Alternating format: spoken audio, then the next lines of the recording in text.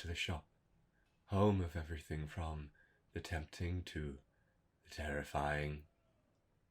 Quite the commotion outside, isn't it? Neighbours can cause all kinds of issues, can't they? Some more than others, it has to be said. I've got a feeling that ambulance outside is to do with one of mine. Would you like to hear about them? I assure you it's more interesting than just local gossip. Excellent. Although in return, I would ask that you clean up the glass you broke. Water under the bridge, I assure you, but it somewhat rubs salt in the wound if I do it myself. Here, take this broom.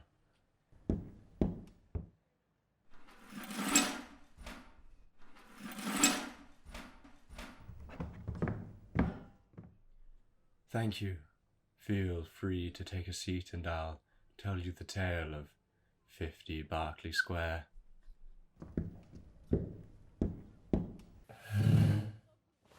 Mayfair is a wonderful part of London. Old townhouses there contain expensive restaurants, lawyers' offices, and even provide places of residence to the rich. However, one of these is not at all like the rest. That is, of course, 50 Berkeley Square. When records first started being kept, the house was no different to any other on the wealthy street. The former Prime Minister George Canning lived there until his death in 1827, and until 1859 a fairly unassuming woman called that place her home. However, this state of normality was soon to change upon the arrival of its next resident, Thomas Myers. During the beginning of his stay there wasn't much to report, but as soon as the house started to fall into disrepair, rumours began to circulate. They say that after being rejected by his bride-to-be, Mr. Myers became a recluse. Despite owning the entirety of the vast house, he would live only in the attic. Sleeping throughout the day, he would only emerge from the top room at night, navigating his way around the house by a single candle. That's how people knew he had died. They no longer saw the candle moving from window to window from the street outside. People say that living in grief like this caused him to go mad, and judging by his actions, I would say that this is fairly accurate. Curiously, his reputation did have its advantages. Upon failure to pay his council tax, he was sued by the local council. However, even though Mr. Myers failed to appear in court, he wasn't prosecuted, the magistrate letting him off the hook as he lived in a haunted house. A small benefit to losing your sanity, I suppose. Although Myers was mad, he himself wasn't the supposed haunting. Since he had started residency, stories of apparitions had spread through the wealthy streets. There were several of these, and I will let you decide for yourself whether all, one, or any are true. The first describes an apparition of a young woman haunting the upper floors.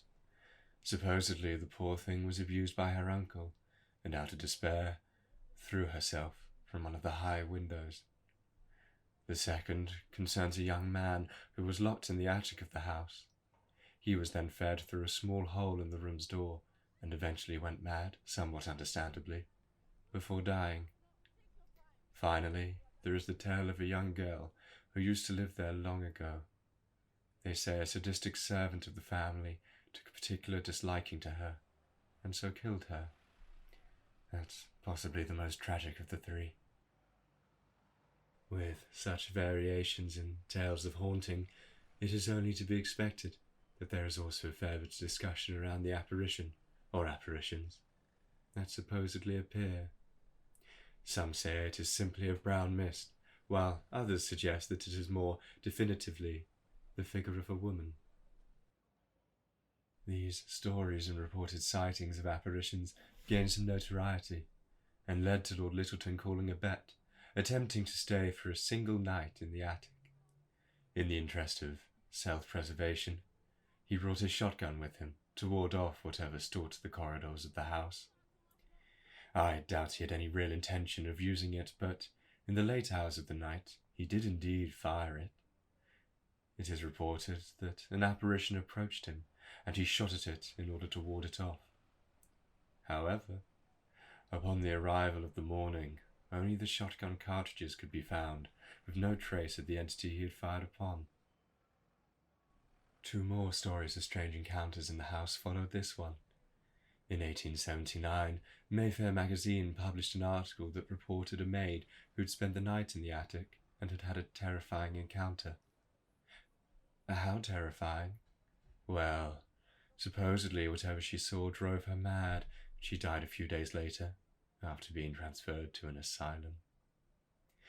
Upon investigating the attic by one of the maid's employers, it was said that the room had a distinct smell that reminded the investigator of a zoo. The second encounter concerns a Captain Kentfield. They say that he attempted to spend a single night in the house, but after a few hours a gunshot was heard, and after the authorities came to help, they found his dead body on the floor, his face frozen in terror. Now, this story bears a striking similarity to the Lord Lyttelton tale. Whether they are one and the same, I cannot say. The mists of time have obscured this slightly, I'm afraid. People have also capitalized on the house's notoriety. During the 1870s, another story circulated that 2 sailors had entered the house and were confronted by the ghost of Thomas Myers himself. One ended up impaled on one of the railings out the front of the house, while the other barely escaped with his life. However, as tempting as it may be to want to believe this story, it proved to be a purely fictional tale, written by Elliot O'Donnell. Until recently, the house contained a bookshop, specializing in rare tomes, but I believe the owners have now moved premises. I don't know why they moved. Perhaps they wanted to expand their business. Or perhaps there is another reason. Well, that concludes the most documented hauntings of the house. Now, I should say there is a reason I've explained all this to you in such great detail. That glass you broke on your way in, I'm afraid it was sold to me many years ago by a person who obtained it from 50 Berkeley Square. I don't think it has any real significance. It doesn't feature in any of the legends, but probably worth mentioning. Perhaps find a route that doesn't take you past that address. There really is no point in playing with fate, is there?